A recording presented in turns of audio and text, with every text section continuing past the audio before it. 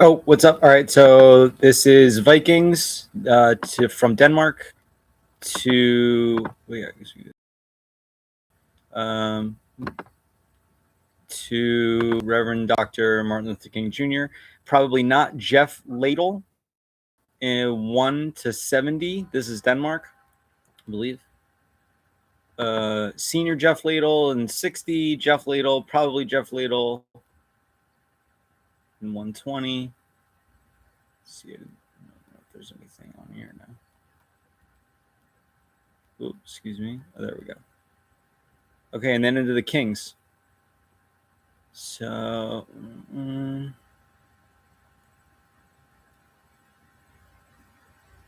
wow, I went fast. Olaf, King Vermund, King Nithar, King Friedolf. I'm not going to do a lot of these pronunciations because I don't know what I'm doing yet. Frodason II in Denmark, 303. You can look it up via L26W82K, or whatever these numbers are. You can zoom in, zoom out. Pause, fast forward, rewind, speed up, slow down. Haver Fridolfsson, so Kings of Denmark, Lady Brighild. Reg is also Regina, which is queen. So Rehild and Regina. Curious. Don't know. Olaf Dan, King Vermund, Dunpy. This is 368. Because I'm not going to pronounce a lot, so I'll just kind of go through. You can pause if you want to zoom in and see what the tag is, just so you can find it. This is on Family Search. It's also pretty well crossed with other databases. And if you change something and it's wrong, people like change it back pretty quickly. If it's, I mean, like, there's got to be at least, I'd say, 500,000 people that are descendant of this king.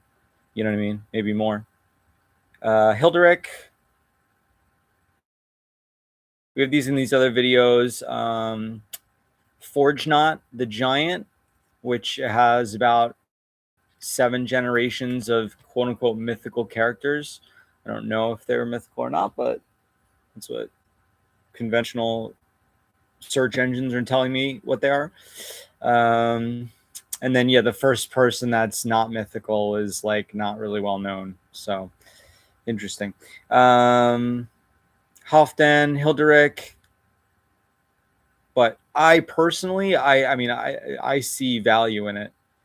I think that only the people whose father it was, and if you didn't need to be some crazy Viking and you weren't that famous, you didn't have any like battles or anything going on, you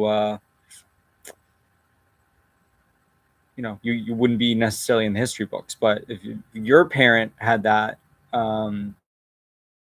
and it was the type of person that kept track of this type of thing, like my dad happened to be, then you would know, because some father would tell some son, hey, by the way, this is the last 5 generations. I don't know anything else, but this is what it is. And then that person generally, unfortunately, would have to pass away. You don't have to be that way, which is why I'm doing this for my 11 times great grandchildren or whatever, so they can see it all. If that person kept the record and passed that down to their kids, and now we're at the point where there's this little translate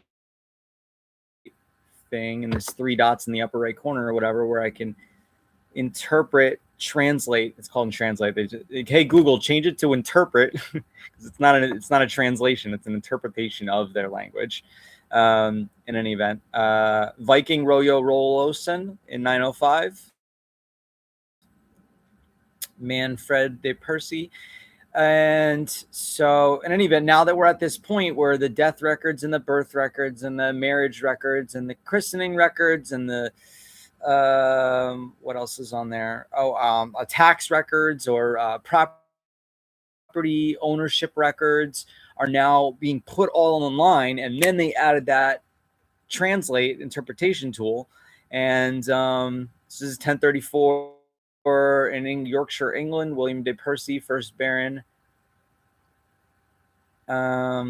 So like 2026, probably like 2 years ago, 5 years ago, maybe probably 10 years ago, I just discovered this after my dad passed away. And I'm like, hey, wait a minute. What happened to that paper that had our great, great, great grandparents' names on it? And if you don't have that information, don't sweat it. Just write down your parents', birth location, birth date, hopefully they're still with us. If they're not, rest in peace, rest in power. And write down their death date and their death location and if you have a christening date, whatever information that you have, write that all down. And even if you don't log that information into this website, hashtag not an advertisement. If Ancestry wants to sponsor me, hit me up. Thomas Lacey, 1294. And we're at that point in global where we've rebuilt the Tower of Babel, or rather, 1,000 years beforehand. We all spoke one language at some point, and then people were like, "Hey, I'd like to see what's up north. Oh, it's cold. I'd like to see what's down south. Oh, wow, that's an equator," and so forth. Sir Alexander Drakes of Woodhall, 1427. Sir Percival Imus. Takes about 25 minutes, maybe more, probably more in most cases, just to find this path, because the first 30 paths all lead down to, we don't know who their grandparents were. So by preserving this on the YouTube channel, it gives us the ability to not have to spend that 25, 30 minutes every time you want to check, hey, how am I related to so-and-so? Or, okay, so here's the Irish, 1575, Martin Francis Blackburn. So that, for example, so how am I Irish? And then you click the, link button and it'll show you. And you might get a lot of dead ends for a long period of time, but you just keep researching. Like, all right, well, this one, I don't know one that ends, but let's say I click on Thomas Wilson, there's no grandparent there, which I'm sure there is. Anyway, I was just saying because this one has marriage, this one doesn't, maybe more likely this one, but you get to the end of the line, so to speak. And, you just search online. Who was the parent of John McGrew and Abigail Winter? And then, maybe there's nothing, but maybe there's Irish people that are people in Ireland and Northern Ireland that are also, or UK or whatever, that are also searching for the same thing, and they're finding it interpreted into Celtic. And then they, you click that translate button and boom, you got your, so there's other databases aside from these specific to probably every country, but definitely every, there should be one for every faith. This one pretty much well represents Christianity. So Adeline Smith in 1868. We have Molly Smith, Martin Van Buren, McMurray, Cora D. McLaughlin, Jefferson Franklin Scott. This is Perry, Alabama. Atlanta, Fulton, Georgia. Reverend Adam Daniel Williams, Jenny Celeste Parks, Delia Lindsay, James Albert King. Okay, yeah. So I did go up the King line. It just ended a few after this. We can end it in 1 second here. Let's see. Did I cover all of these? I did. Okay. Christine Williams. Ooh, went too fast. There we go. It's 1875. And then come back to that. Nathan Branham King.